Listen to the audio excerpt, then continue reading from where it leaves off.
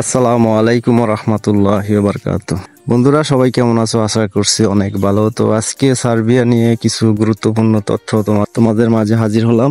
তো সম্পূর্ণ ভিডিওটি দেখবে, দেখার পর কমেন্ট, আসলে অনেকে কমেন্ট করেন, ঠিক আছে? তো যাই হোক, কমেন্টেরও কিছু উত্তর এই ভিডিওতে আমি দিয়ে দিব।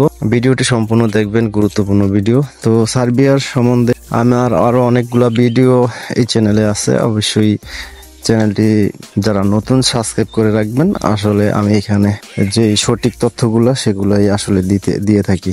তো সার্বিয়ার যে এখন বর্তমানে যে পরিস্থিতি, এই পরিস্থিতি নিয়ে আলোচনা, কারণ সার্বিয়াতে আসলে অনেকেই ইউরোপে যেতে চাইতেছেন সহজে, ঠিক আছে? তো সহজ বলতে আসলে সহজ কোনো কাজই হয় না, সহজে হয় না। কিছু কিছু ক্ষেত্রে আছে, অনেক দেশ থেকে অনেক দেশ সহজ হয়ে যায় যাওয়ার জন্য, অথবা ভিসা পারমিট এগুলো একটু সহজে হয় আর কি। যেমন ফার্স্টে রোমানিয়াতে কিন্তু হয়তো 6 মাসে, 4 মাসে, 5 মাসে, 1 বছরের মধ্যে কোনো ইন্টারভিউ ছাড়া ভিসা হয়ে যেত, ঠিক আছে? ইন্ডিয়াও যেতে হতো না। আর এখন বর্তমানে কিন্তু সার্বিয়ায় ইন্টারভিউ ছাড়া ভিসা হইতেছে এবং কি অ্যাপ্রুভাল পাইতেছে, পারমিট পাইতেছে, ঠিক আছে? তো আসলে যারা ইউরোপের দিকে যাইতে চাইতেছেন সবভাবে, তাদের জন্য আমার একটাই থাকবে যে সার্বিয়াতে যে এখন একটু সহজে ভিসাটা হইতেছে। আবার বিদেশও কিন্তু একটু ভাগ্য লাগে, ঠিক আছে? তো যারা সার্বিয়াতে যেতে চাইতেছে, নন সেনজেন কান্ট্রিগুলোর মধ্যে এখন বর্তমানে সার্বিয়াতেই কাজ ভালো হইতেছে বলে খবর পাইতেছি। যারা যাবেন অবশ্যই চিন্তা ভাবনা করে আল্লাহ যেই রাষ্ট্রই আপনার ভালো লাগে এজেন্সির সাথে যোগাযোগ করে কোন দেশে আপনি গেলে আপনার অতি সহজে আপনি যাইতে পারবেন 2-6 মাসের মধ্যে। দ্রুত বলতেই হয়তো ইউরোপ বলতেই আপনার 1 বছর আপনার হাতে রাইখা তারপরে আপনার বই জমা দিতে হবে। তবে বারবার একটা কথাই বলবো, আপনারা যেই কান্ট্রিতেই যান, এজেন্সি ছাড়া তো, কোনো মাধ্যম ছাড়া তো যাওয়া সম্ভব না। তো আমি রিকোয়েস্ট করব, যাচাই বাছাই করে এজেন্সিগুলাকে দেখে যাচাই করে তাদের কি লাইসেন্স আছে কি, ঠিক মতন কাজ উঠাইতেছে পারছে কিনা। আপনারা অফিসে যাবেন, যাওয়ার পর 2-4 জনের কাছে জিজ্ঞাসা করবেন, অফিসে অনেক লোক থাকে, বাইরে যাওয়ার জিজ্ঞাসা করবেন, দেখার পর তার ফাইলটি জমা দিবেন।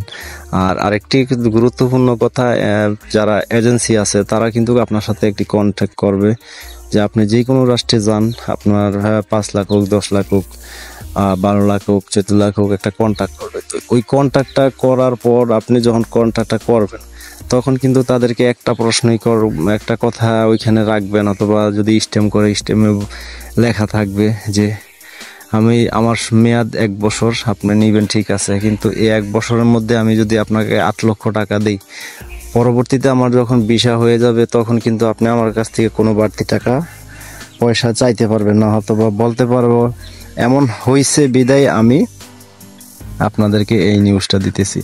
বলতে পারে যে ভিসা সমস্যা হইতেছে, আমরা কন্ট্যাক্টে যাব, 2 লক্ষ টাকা লাগবে, আপনাকে ভিসাটা করে দিতেছি। এবং যদি আপনার এটাতে না যান, ভিসা হইতেও পারে, নাও হইতে পারে, তখন কিন্তু আপনি একটা সিচুয়েশনে পড়ে যাবেন। তখন বলবেন যে আরে 2 লাখ টাকার জন্য আমার ভিসা সব কমপ্লিট হয়ে গেছে, এখন তো আমার 2 লাখ টাকা দেওয়াই লাগবে, ঠিক আছে? অনেক সময় হয়, এগুলা বলে কিন্তু, ঠিক আছে? তো আপনারা যখন কন্ট্যাক্ট করবেন, তখন তাদেরকে বলবেন যে এই 8 লক্ষ টাকার মধ্যেই আপনি এখানে লেখা থাকবে যত ঝামেলা, যত কন্ট্যাক্ট কিছু আপনি আমাকে দিবেন ভিসা, ঠিক আছে? এরপরে ঝামেলা হয় না, কন্ট্যাক্ট হয়, কিভাবে আপনি আমাকে ভিসা দিবেন এটা আপনার ব্যাপার। আমার কাছ থেকে আর কোনো টাকা পয়সা আপনি চাইতে পারবেন না, অথবা আমিও দিতে পারবো না, এমন একটা কথা রেখে আপনি কিন্তু কন্ট্যাক্ট করবেন, ঠিক আছে? কারণ আমার সাথে এরকম হয়েছে, আমি 8.5 লক্ষ টাকা কন্ট্যাক্ট করছি, করার পর আবার ফোন দিয়েছে আপনার ভিসার সেই অ্যাপ্রুভাল হয়েছে, এখন আপনার 2 লক্ষ টাকা লাগবে, আমরা কন্ট্যাক্টে ভিসা নিতেছি, যদি না হয় তাহলে আপনার কিছু টাকা মাইর যাবে, সেই বংশং কইরা। যাই হোক, এটা হয়েছে আমার সাথে, যার কারণে আমি আপনাদেরকে জানাই দিলাম। সব এজেন্সি একরকম না, আর হইতেও পারে, ঠিক আছে? তো আপনারা এমন একটি কথা আপনারা এমবেসির সাথে, এজেন্সির সাথে আপনি কথাটা রাখবেন। কার্ডশিট করে মানে ফাইনাল করে আপনারা কাগজটা করবেন, ঠিক আছে? তো এই গুরুত্বপূর্ণ কথা বলতেছি। আর সার্বিয়ার কাজ এখন হইতেছে, হয়তোবা দেখা গেছে বলতে পারেন যে সার্বিয়ার কাজ হইলে ফ্লাইট তো দেখি না, আসলে ফ্লাইট দেখবেন এখন কাজগুলো হইতেছে, হওয়ার পরে তো অনেকগুলা ধাপ থাকে, কাজ থাকে, পিসা হওয়ার পরে ফিঙ্গার দেওয়া লাগে, ট্রেডিং আছে, তারপরে এই ট্রেডিং হওয়ার পরে এই মেন পাওয়ার করা লাগে, তারপর দেখা গেছে ফ্লাইট, ঠিক আছে? তো যাই হোক বন্ধুরা, যদি ভিডিওটি ভালো লাগে তো অবশ্যই এই ভিডিওতে একটি লাইক দিবেন, আর যদি নতুন হয়ে থাকেন চ্যানেলটি সাবস্ক্রাইব করে দিবেন। ধন্যবাদ সবাই ভালো থাকবেন, আল্লাহ হাফেজ।